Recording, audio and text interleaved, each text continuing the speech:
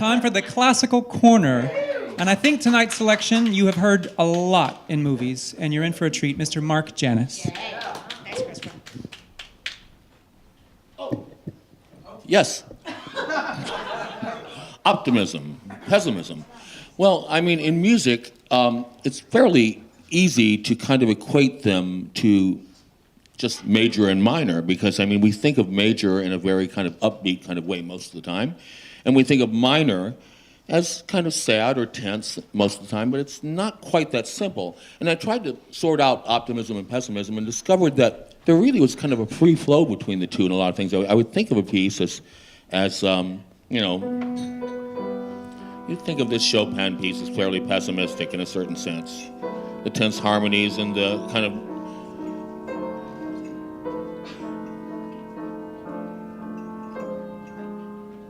certainly that brings on those,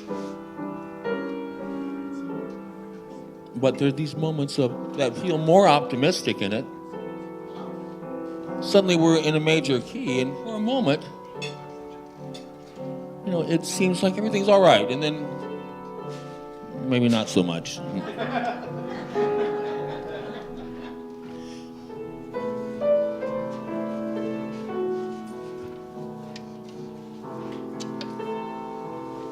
Etc.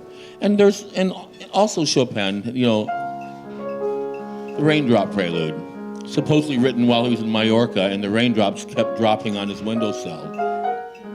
And this sounds, you know, like he's enjoying the rain.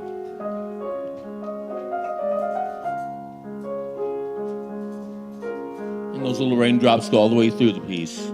Those A-flat raindrops. Raindrops are always an A-flat. But the middle section,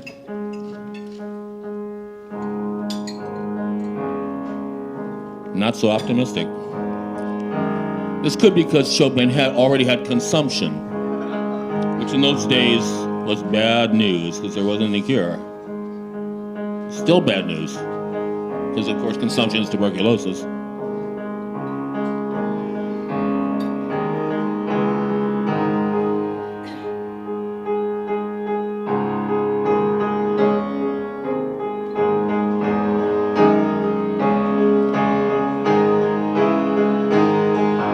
Even with that, there's a little triumph.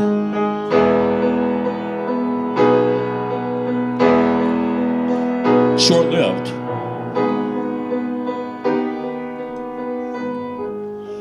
So I was thinking about the flow, and I was thinking about composers that really have a flair for this kind of mood swing, this kind of bipolar kind of mood swing that I feel optimism and pessimism that I think we all go through, because I certainly go through it from time to time. I'll be very up one day and down the next, or in the same day, or about the same idea. It's like, and one of the things I'm optimistic and pessimistic about is learning music, because there's a certain optimism about it, and I started to kind of think, well, this is a workshop, and you all bring in songs that you haven't tried before, but I don't do that very often. I mean, I don't, you know, I usually bring in something I know, or at least look through it and have played it before. But often, I wonder, what could I play that's brand new? And of course, you know, a classical pianist, I mean, a concert pianist is going to be practicing 4 to 6 hours a day and concertizing all the time. That's not what I do. I don't practice classical music 4 to 6 hours a day at all. You know, I practice when I can. I practice classical music, but not like a concert pianist. So because these pieces sometimes take months to get in. But I thought, what could I play that I know in my head, in the way that some of you might know, you know, the old joke, how many female singers does it take to sing, you know, My Funny Valentine? Apparently all of them is the answer.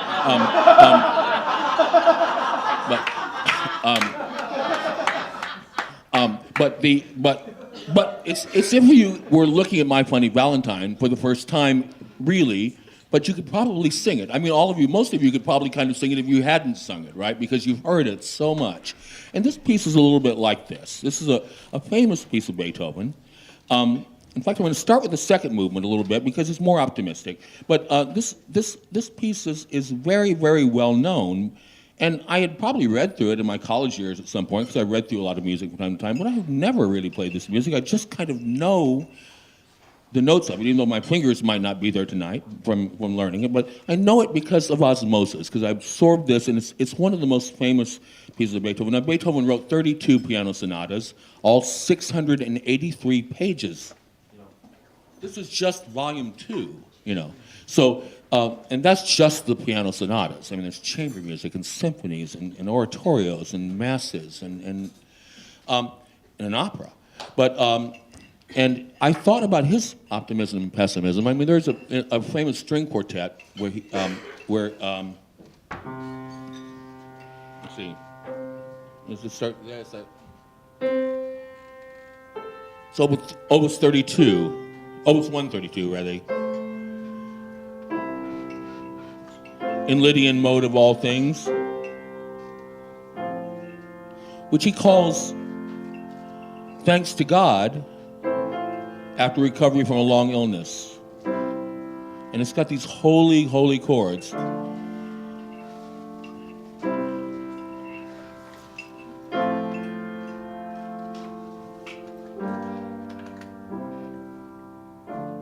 But the second, in minor,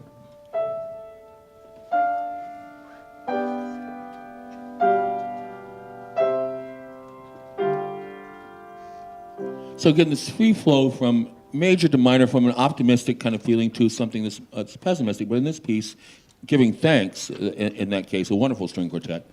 But this middle movement was actually, I heard almost every day, even though, like I said, I haven't really played it, but I've heard it every day because it used to be the theme for Karl Haas. Does anybody remember Karl Haas?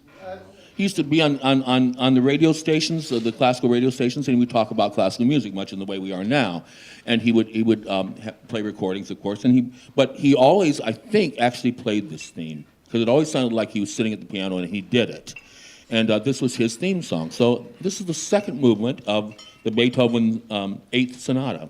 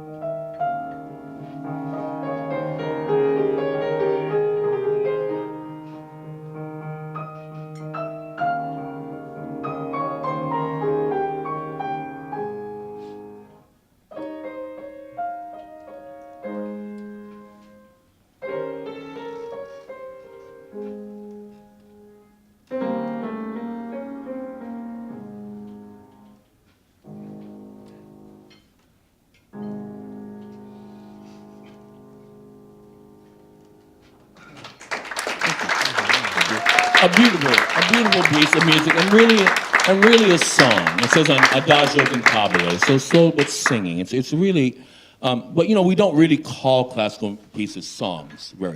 I mean, a lot of times we say, oh, that's a nice song. You hear that, but really, we reserve in classical music songs for things that actually are sung, generally speaking, unless it's songs without words by Mendelssohn. But but most of the time, a song is something that's sung. But we call these movements or pieces, you know. But the first movement of this is even more famous, I think. And it's one of the most dramatic pieces of Beethoven. And it's funny because, like I said, I had never really played this piece, and probably in college it would have been a lot, in a way, harder to play, because I think over the years, you know, your technique gets better and you just absorb more music. But it's still got some pretty tough passages, but it's very, very schizophrenic in terms of it goes from slow to very quick and dramatic, and then there are times that feel light and times that feel very heavy. So at least if it's not optimistic and pessimistic, it is bipolar. This is the first movement of this same sonata, Opus 13, which is called, and it's actually rumored that Beethoven, I think, is it 1838? It's rumored that Beethoven named this piece himself. Not true. His publisher named it, but Beethoven approved. Most of the nicknames for classical pieces are given by other people after the fact. This one Beethoven was aware of and approved of. It's called the Sonata Pathétique.